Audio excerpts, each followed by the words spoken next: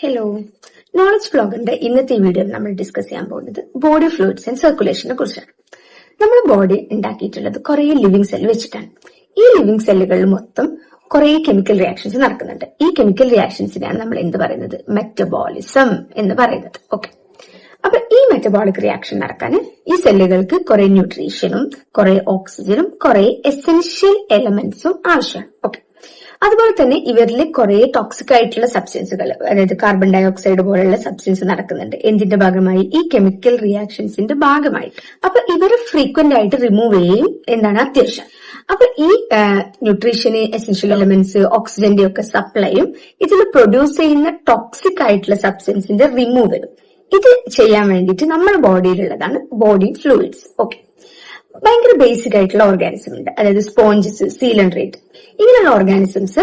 ഇതിനെക്കുറിച്ച് നമ്മൾ animal kingdom എന്ന് പറയുന്ന ചാപ്റ്ററിൽ ഡീറ്റെയിൽ ആയിട്ട് ഡിസ്കസ് ചെയ്യും. ഇപ്പൊ നമുക്കൊരു ബേസിക് ആയിട്ടുള്ള ഐഡിയ ഉണ്ടായാൽ മതി. സ്പോഞ്ചസ്, സീലൻഡ്രേറ്റ്സ് ഒക്കെ പൊതുവെ വെള്ളത്തിലാണ് ജീവിക്കുക. ഇവർ കുറച്ച് സെല്ലുകൾ മാത്രം, നമ്മളെ ബോഡിയിലെ പോലെ കോംപ്ലക്സ് ആയിട്ട് ഇപ്പം ഓരോന്നിനും റെസ്പിറേറ്ററി, സർക്കുലേറ്ററി, ഗ്യാസ്ട്രോ ഇൻഡസ്ട്രൈൻ എന്നൊക്കെ പറഞ്ഞാൽ നമ്മുടെ ബോഡിയിൽ ഓരോ ഫംഗ്ഷൻസിനും കുറെ സിസ്റ്റംസ് ഉണ്ട്.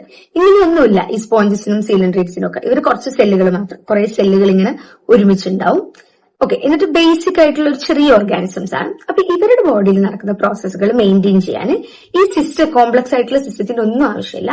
ജസ്റ്റ് വെള്ളം, പാസീവായിട്ട് വാട്ടർ ഇതിന്റെ ഉള്ളിലേക്ക് വരും.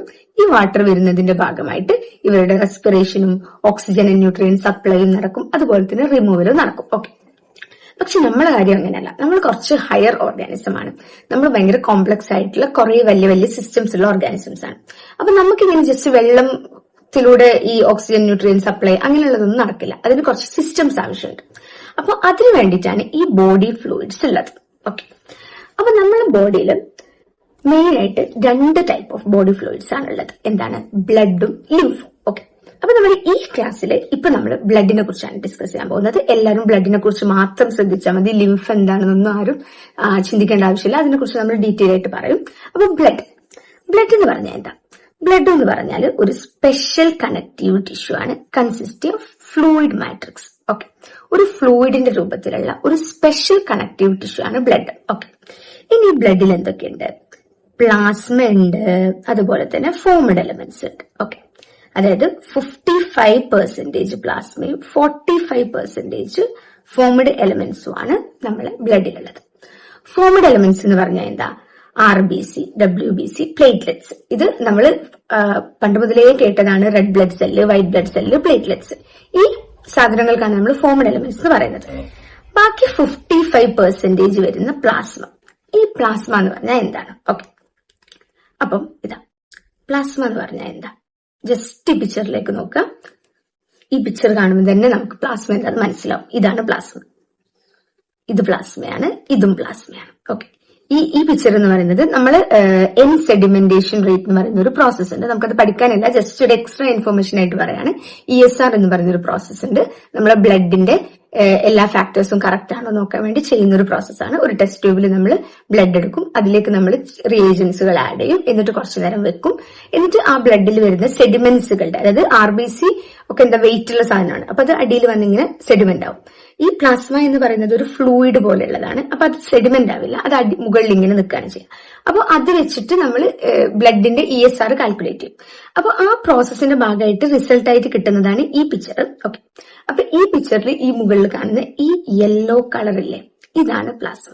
ഓക്കെ, അപ്പൊ ഇതിൽ തന്നെ നമുക്ക് മനസ്സിലാവും പ്ലാസ്മ പറയുന്നത് സ്ട്രോക്ക് കളേർഡ് അല്ലെങ്കിൽ യെല്ലോ കളേർഡ് ഫ്ലൂയിഡ് ആണ്. ഓക്കെ, അപ്പം പ്ലാസ്മ എന്താ? Plasma is a straw-colored viscous fluid consist of nearly 55% of the blood. നമ്മൾ പറഞ്ഞു ബ്ലഡിന്റെ 55% എന്താണുള്ളത്? പ്ലാസ്മയാണുള്ളത്. ഓക്കെ, ഇനി ഈ പ്ലാസ്മയിൽ എന്തൊക്കെയുണ്ട്? പ്ലാസ്മയിൽ 90 to 92% വാട്ടർ ആണുള്ളത്. ഇതാ 90 to 92% of plasma is water and ബാക്കി 6 to 8% പ്രോട്ടീൻ ഉണ്ട്. ഓക്കെ, പ്രോട്ടീൻ കോൺസ്റ്റിറ്റ്യൂട്ട് അല്ലെങ്കിൽ കോൺട്രിബ്യൂട്ട് 6 to 8% ഓഫ് ഇറ്റ്. അപ്പൊ ഇനി വാട്ടറും പ്രോട്ടീനും അല്ലാതെ എന്തെങ്കിലും ഉണ്ടോ പ്ലാസ്മയിൽ? ഉണ്ട്. പ്ലാസ്മയിൽ കുറച്ച് എലമെന്റ്സ് ഉണ്ട്, അതായത് ഇപ്പൊ സോഡിയം, പൊട്ടാസ്യം, കാൽസ്യം എന്നൊക്കെ പറയുന്ന സോഡിയം,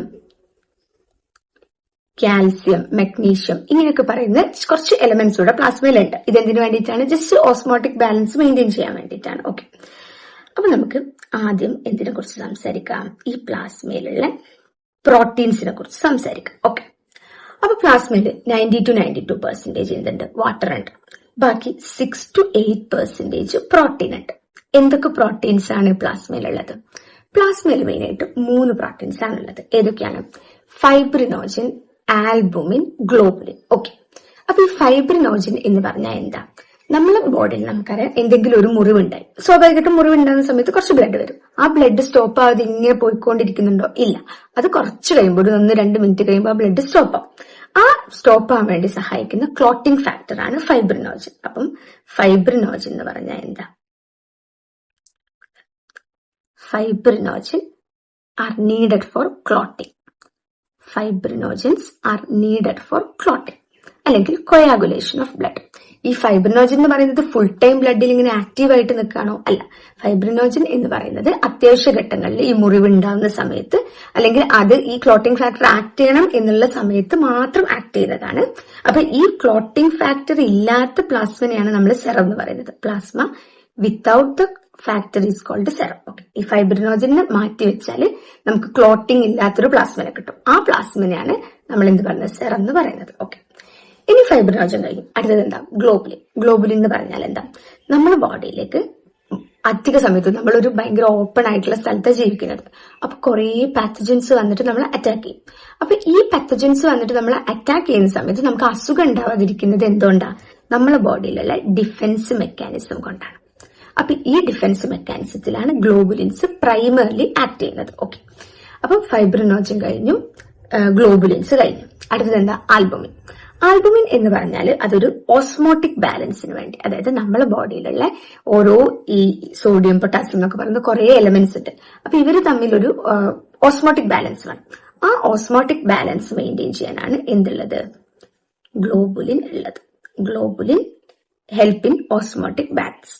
നമ്മുടെ ബോഡിയിൽ ഫ്ലൂയിഡ് സിസ്റ്റം ഉണ്ട്. ഫ്ലൂയിഡ് സിസ്റ്റം എന്തിനാണ്? ഈ ലിവിങ് സെല്ലുകൾക്ക് ന്യൂട്രീഷൻ പ്രൊവൈഡ് ചെയ്യാനും ലിവിങ് സെല്ലുകൾ പ്രൊഡ്യൂസ് ചെയ്യുന്ന ഹാർംഫുൾ സബ്സ്റ്റൻസുകൾ റിമൂവ് ചെയ്യാനും വേണ്ടിയിട്ടാണ്. ഓക്കെ, പിന്നെ എന്താണ് ഇത്? എന്താണ്? ബ്ലഡും ലിംഫും ആണ് ഇത് ചെയ്യുന്നത്. അപ്പൊ നമ്മൾ ബ്ലഡിനെ കുറിച്ച് എന്താ പഠിച്ചത്? ബ്ലഡിൽ എന്തൊക്കെയുണ്ട്? ബ്ലഡിൽ 55% പ്ലാസ്മയും 45% ഫോമഡ് എലമെന്റ്സും ഉണ്ട്. ഫോമഡ് എലമെന്റ്സ് ജസ്റ്റ് ഞാൻ ഒരു പിക്ചർ കാണിച്ചു തരാം. ഇത് നമുക്ക് ഫോമഡ് എലമെന്റ്സിനെ കുറിച്ച് നമുക്ക് അടുത്ത ക്ലാസ്സിൽ ഡിസ്കസ് ചെയ്യാം. ഇതാണ് formed elements. Platelets, red blood cells, white blood cells, platelets. ഇതാണ് ഫോമഡ് എലമെന്റ്സ് എന്ന് പറയുന്നത്. ഇതാണ് 45% ഉള്ളത്. ഓക്കെ, ബാക്കി 55% എന്താ? പ്ലാസ്മയാണ്. പ്ലാസ്മ എന്ന് പറഞ്ഞാൽ എന്താ? പ്ലാസ്മ എന്ന് പറയുന്നത് ഒരു സ്ട്രോ കളേർഡ് ആയിട്ടുള്ള വിസ്കസ് ആയിട്ടുള്ള ഫ്ലൂയിഡ് ആണ്. ഇതാണ് സ്ട്രോ കളേർഡ് ആയിട്ടുള്ള വിസ്കസ് ആയിട്ടുള്ള ഫ്ലൂയിഡ് ആണ്. 90 to 92% വാട്ടർ ആണ്. 6 to 8% പ്രോട്ടീൻ ഉണ്ട്. ഈ പ്രോട്ടീൻസ് ഏതൊക്കെയാ? Fibrinogen, globulin, albumin. ഇത് നമ്മൾ പഠിക്കൽ ഭയങ്കര അത്യാവശ്യമാണ് കേട്ടോ. അതായത് ഈ പ്രോട്ടീൻസിന് നമുക്ക് ഇപ്പം കോമ്പറ്റേറ്റീവ് എക്സാംസിലൊക്കെ ആയാലും ഫ്രീക്വന്റ് ആയിട്ട് ചോദിച്ചുകൊണ്ടിരിക്കുന്നതാണ് ഈ പ്രോട്ടീൻസ് എന്താണ്, അതിന്റെ ഫംഗ്ഷൻ എന്താണെന്നുള്ളത്. ഓക്കെ, അപ്പം ഫൈബ്രിനോജൻ, ഗ്ലോബുലിൻ, ആൽബുമിൻ. ഫൈബ്രിനോജന്റെ ഫംഗ്ഷൻ എന്താ? ഫൈബ്രിനോജൻ ക്ലോട്ടിംഗ് ഫാക്ടർ ആണ്. ആൽബുമിന്റെ ഫംഗ്ഷൻ എന്താ? ഓസ്മോട്ടിക് ബാലൻസ് ആണ്. ഗ്ലോബുലിന്റെ ഫംഗ്ഷൻ എന്താ? ഗ്ലോബുലിൻ ഡിഫൻസ് മെക്കാനിസത്തിൽ ഇൻവോൾവഡ് ആണ്. ഓക്കെ, പിന്നെ എന്തുണ്ട്? പ്ലാസ്മയിൽ കുറച്ച് സോഡിയം, പൊട്ടാസ്യം ഒക്കെ പോലെയുള്ള സോഡിയം, കാൽസ്യം, മഗ്നീഷ്യം ഇങ്ങനെയൊക്കെയുള്ള കുറച്ച് മിനറൽസും കൂടെ ഉണ്ട്. ഓക്കെ, അപ്പൊ ഇത്രയാണ്. അപ്പൊ പ്ലാസ്മയെ കുറിച്ച് നമ്മൾ പഠിച്ചല്ലോ. അപ്പൊ ബ്ലഡും പ്ലാസ്മയും എല്ലാവരും വൃത്തിയിൽ പഠിക്കാം. ബാക്കി ഫോമഡ് എലമെന്റ്സിനെ കുറിച്ച് നമുക്ക് അടുത്ത ക്ലാസ്സിൽ എടുക്കാവുന്നതാണ്. അപ്പം ഇതെല്ലാവരും പഠിക്കുക. എന്നിട്ട് നമുക്ക് അടുത്ത ക്ലാസ്സിൽ എന്ത് ചെയ്യാം? കുറച്ച് ക്വസ്റ്റ്യൻസ് നോക്കിയിട്ട് ആദ്യം ഈ പ്ലാസ്മനെയും ബ്ലഡിനെയും ഒക്കെ കുറിച്ച് കുറച്ച് ക്വസ്റ്റ്യൻസ് ചെയ്ത് നോക്കിയിട്ട് നമുക്ക് ബാക്കി ഫോമഡ് എലമെന്റ്സിനെ കുറിച്ച് പഠിക്കാം. ഓക്കെ, അപ്പം ഓക്കെ, ബൈ.